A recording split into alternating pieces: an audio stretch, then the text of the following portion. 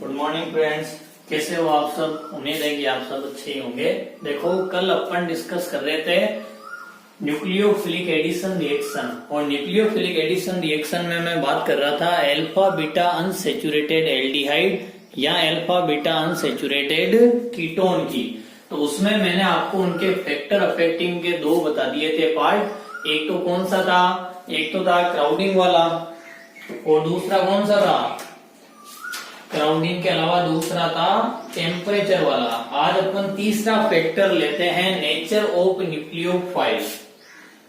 Last में video lecture यहीं पर हमने छोड़ा था, नेचर ऑफ न्यूक्लियोफाइल। ये लिस्ट बना रखी है मैंने, ध्यान से समझे इसको, क्या है ये। लो टेम्परेचर यदि है तो आपको मैंने बता दिया डायरेक्ट एडिशन होगा, हाई टेम्परेचर है तो माइकल एडिशन होगा, बता दिया था। माइकल एडिशन पर क्राउडिंग बढ़ती है तो माइकल एडिशन डिक्रीज होगा, डायरेक्ट एडिशन इंक्रीज होगा। डायरेक्ट एडिशन पर यदि कार्बोनिल से कोई ग्रुप लगा है तो उसका इंडक्टिव इफेक्ट डिसाइड करता है कि डायरेक्ट एडिशन इंक्रीज होगा या डिक्रीज होगा। यदि उन दोनों फैक्टर से कोई रिजल्ट नहीं निकलता तो हम नेचर ऑफ न्यूक्लियोफाइल की तरफ आते हैं। इन सभी को बोलते हैं हार्ड न्यूक्लियोफाइल, और हार्ड न्यूक्लियोफाइल है वो कार्बोनिल ग्रुप पर डायरेक्ट एडिशन करते हैं, जबकि सॉफ्ट न्यूक्लियोफाइल है ये कौन सा एडिशन करेंगे, माइकल एडिशन।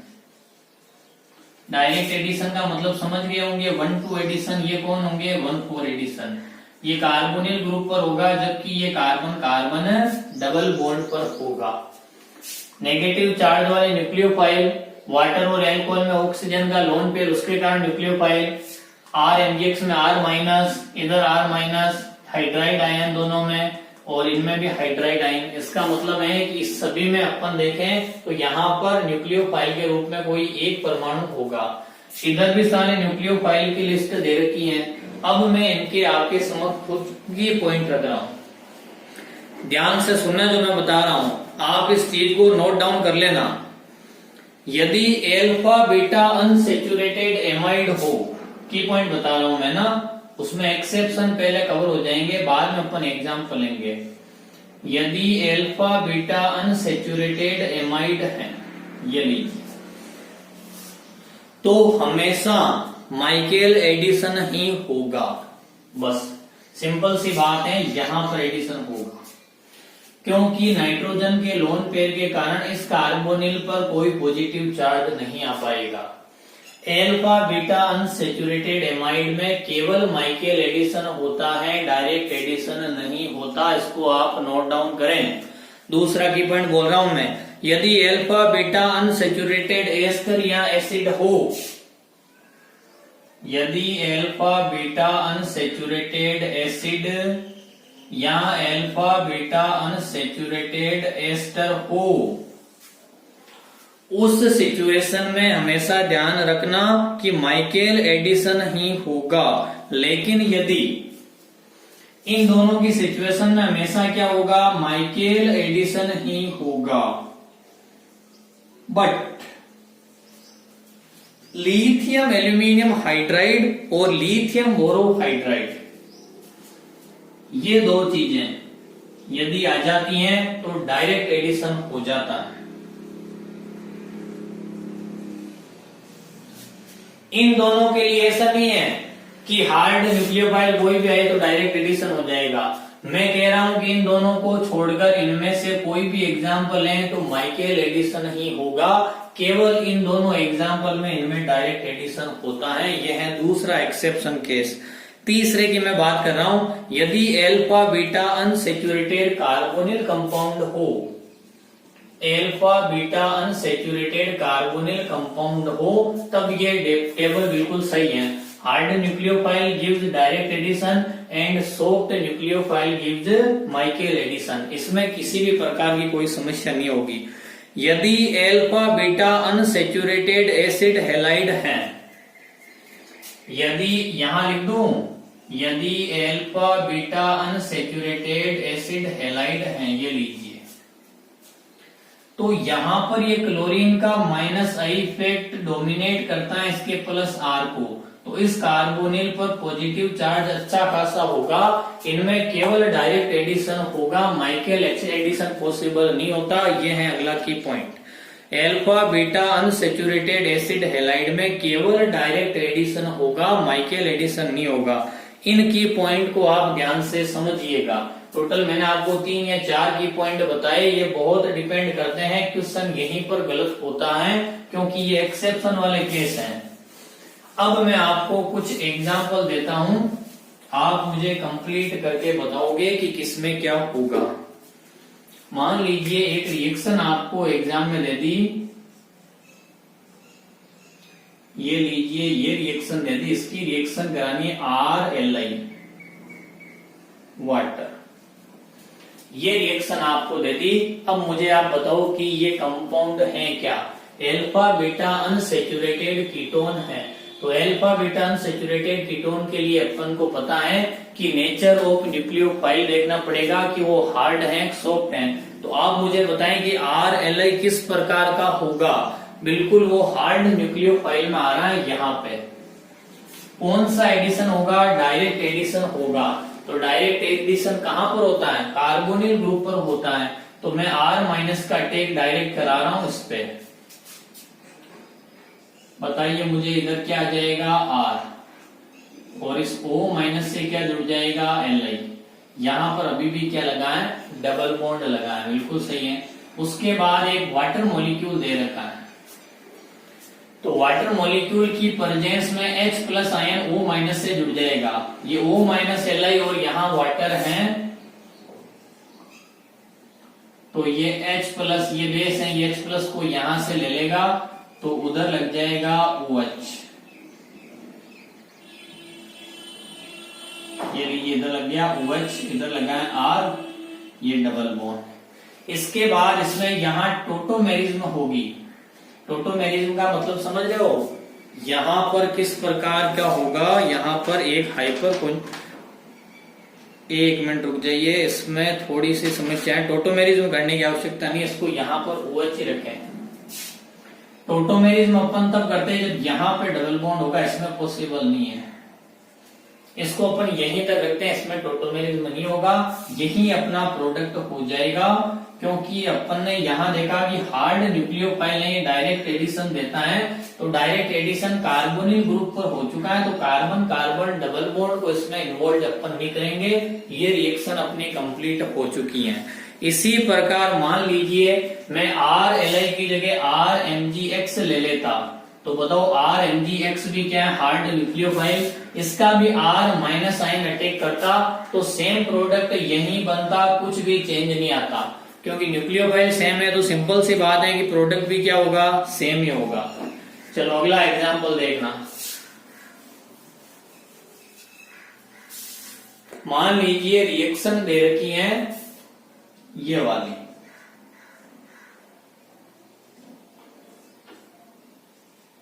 ये रिएजेंट दे रखे हैं। R2CuLi क्या कहलाता है, जिल्मान रिएजेंट। जिल्मान रिएजेंट। पैलेडियम और कैल्शियम कार्बोनेट होता है लिंडला रिएजेंट, ये जिल्मान रिएजेंट है। जिल्मान रिएजेंट की बात करें तो ये सॉफ्ट न्यूक्लियोफाइल है, और सॉफ्ट न्यूक्लियोफाइल कौन सा एडिशन देता है, माइकल एडिशन। और माइकल एडिशन कहाँ होता है, कार्बन कार्बन डबल बॉन्ड पे। तो बताओ इस R माइनस का अटैक कहाँ करवाएंगे, R माइनस का अटैक यहाँ होगा, ये इलेक्ट्रॉन इधर, ये इलेक्ट्रॉन इधर जाएंगे। ठीक है, तो इस कंडीशन में सबसे पहले यहाँ क्या जुड़ जाएगा, R, और यहाँ डबल बॉन्ड आ जाएगा, इधर क्या आ जाएगा, O माइनस। उसके बाद वाटर मॉलिक्यूल है, तो वाटर मॉलिक्यूल का H प्लस आयन यहाँ जुड़ेगा, तो ये हो जाएगा OH, और इधर लगा है R। इसमें टोटोमेरिज्म पॉसिबल है, कार्बन कार्बन डबल बॉन्ड का इन और OH का ओल। ये इलेक्ट्रॉन इधर, ये इलेक्ट्रॉन इधर, और ये हाइड्रोजन इधर आ जाएगा। तो इसमें ये चला वैधता हो चुकी है टोटोमेरिज्म। बताओ टोटोमेरिज्म से यहाँ डबल बॉन्ड हो जाएगा, इधर R और इधर क्या लग जाएगा, H। ये अपना प्रोडक्ट होगा। तो इस प्रोडक्ट में कार्बोनिल ग्रुप है जैसे है, केवल कार्बन कार्बन डबल बॉन्ड हटाए, तो बताओ ये कैसा एडिशन होगा? माइकेल एडिशन होगा। तो ऐसे आप कितने भी एग्जाम्पल ले सकते हो, जितने ज्यादा एग्जाम्पल होंगे उतने ही ज्यादा क्वेश्चन कर पाओगे। चलिए अब मैं आपके समक्ष अगला एग्जाम्पल रख रहा हूं। मान लीजिए ये है CH3 CH double bond CH C double bond O, यहां ले लिया CH3, ये लीजिए। ये मैंने आपके समक्ष कोई एग्जाम्पल लिया, या यहां पर मान लो OCH3 ले लें, कुछ भी ले सकते हैं। इसकी रिएक्शन अपन कराते हैं निकल और H2।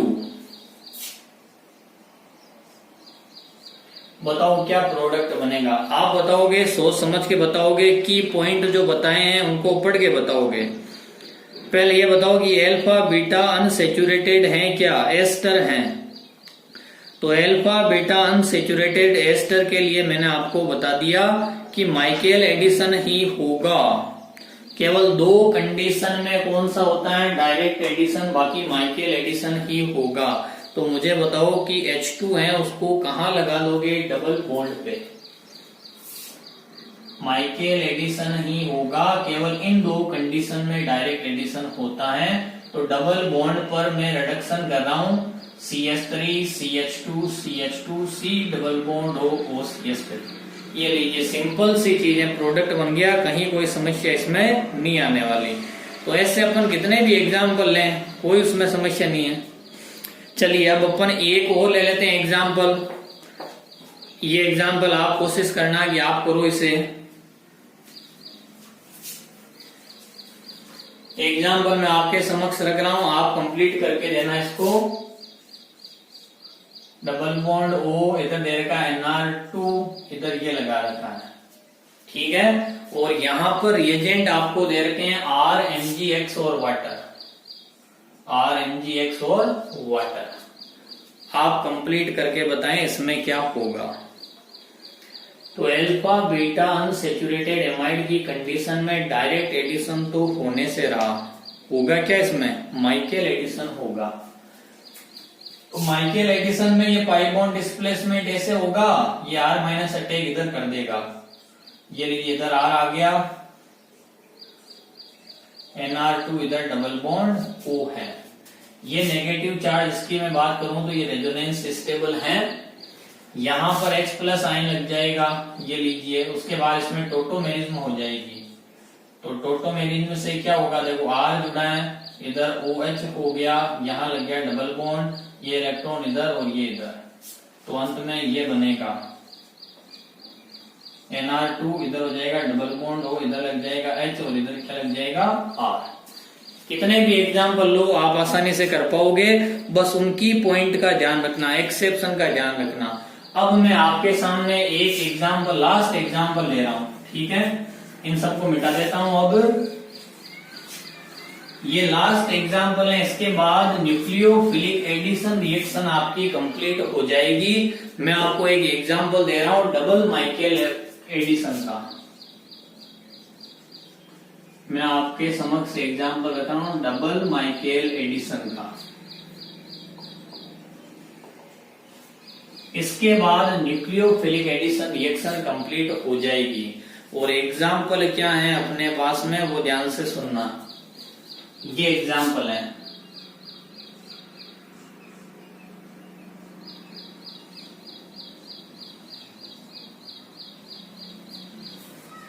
ET का मतलब होता है इथाइल C2H5, ठीक है।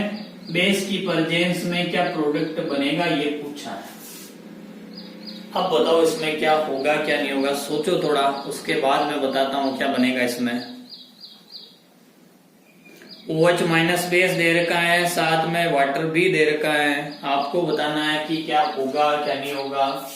सबसे पहले ये बेस है, ये इस हाइड्रोजन को H प्लस की फॉर्म में निकालेगा, क्योंकि आपको पता है कि कार्बोनिल ग्रुप की अल्फा हाइड्रोजन हमेशा एसिडिक होती है। ये अल्फा हाइड्रोजन निकालने के पश्चात कार्बन का नेगेटिव चार्ज रेजोनेंस स्टेबल है, तो इस कार्बन पर ये नेगेटिव चार्ज आएगा, ये इस पर अटैक करेगा, ये इलेक्ट्रॉन इधर, ये इस तरफ जाएंगे। ध्यान से देखना होगा क्या। यहाँ डबल बॉन्ड है, इधर O माइनस हो गया, ठीक है। और यहां पर कौन जुड़ गया, CH, COOET और COOET। यहां पर एक पाई बॉन्ड बन चुका है। अब मैं इसकी रिएक्शन वाटर मॉलिक्यूल से कराऊं तो वो एक बेस है और वो यहां से H प्लस लेकर क्या बना लेगा, ये CH है, COOET लगा है, COOET लगा है और यहां पर ये OH हो गया। देन इसमें टोटोमेरिज्म होगी। टोटोमेरिज्म का मतलब क्या होता है, चला वयवता। चला वयवता से ये इस तरफ और ये इस तरफ, ठीक है। तो यहां पर क्या हो जाएगा, pi bond, double bond O, इस तरफ ये CH, COOET, ये लीजिए, ये कंपाउंड बन जाएगा। और यहां से हाइड्रोजन जुड़ा, इसका मतलब उसको लिखने की आवश्यकता है नहीं, हाइड्रोजन जुड़ा। इस पाई बॉन्ड पर एक बार फिर से माइकल एडिशन कर रहा हूं मैं, रिएक्शन आगे बढ़ाता हूं। फिर मैंने बेस लिया OH माइनस, इसने ये अल्फा हाइड्रोजन के H प्लस की फॉर्म में निकाला और इस नेगेटिव चार्ज वाले कार्बन ने यहां पर अटैक किया तो ये इलेक्ट्रॉन इधर चले गए। अब देखना इसमें क्या होगा,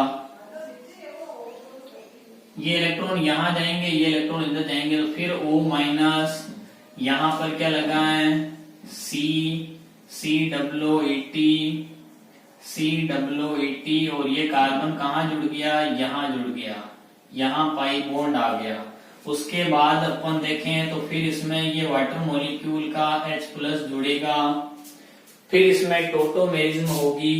टोटोमेरिज्म के बाद अंतिम प्रोडक्ट क्या बनेगा, यहाँ तो आ जाएगा डबल बॉन्ड O और यहाँ पर कार्बन आ जाएगा, इधर COOET, इधर COOET।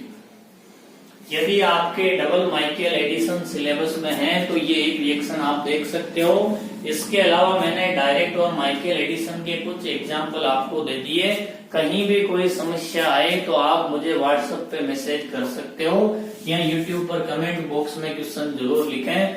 विशेष तौर से अब मेरी बात सुनना, जो नीट की तैयारी कर रहे हैं मेरे स्टूडेंट और या JEE की तैयारी कर रहे हैं, लॉकडाउन के चलते आप घर बैठे हो, इनऑर्गेनिक ऑर्गेनिक में आपको किसी भी प्रकार की कोई समस्या है तो आप मुझे बताएं, मैं आपके लिए वो पढ़ूंगा और उसमें वीडियो जरूर डालूंगा, उससे आपका जरूर कुछ ना कुछ फायदा होगा। ये वीडियो भी मैंने इस लेवल का इसलिए पढ़ाया है क्योंकि एक स्टूडेंट ने इसको याद किया था, तो आप इसी प्रकार याद करते रहे। Thank you.